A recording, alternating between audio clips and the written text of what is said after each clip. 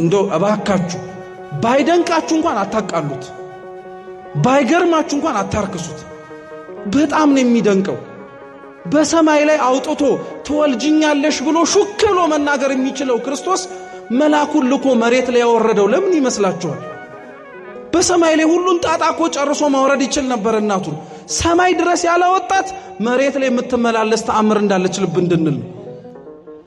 በእጆቹ የነካው እንጨት ሕይወት ከሰጠ፣ የተሰቀለበት መስቀል ሕይወት ከሰጠ፣ እሷ ሕይወት ላትሰጥ ነው? እሷ ታሪክ ላትቀይር ነው? እሷ ሕይወት ላታስተካክል ነው? አረ በትንሹ አትገምቷት። እሷ መንግሥተ ሰማያት ታስገባለች። ስሟ እኮ መርህ ለመንግሥተ ሰማያት እኮ ነው። ሌሎችም ጻድቃን በምልጃቸው ያስገባሉ እኮ። ተው ክርስቲያኖች፣ ተራ በሆነ ነገር ላይ ጊዜያችሁን አታባክኑ። እውነት የቤተ ክርስቲያናችንን ንጹህ የሆነውን ትምህርት ቁጭ ብለን እንስማ። በዚህም በዛም በሚያወላግደው ነገር ላይ ጊዜያችሁን አታባክኑ። እርግጥ ነው ቀና የሆነ መልስ መስማት፣ የቤተ ክርስቲያኑን ትምህርት ማዳመጥ ግድ ነው።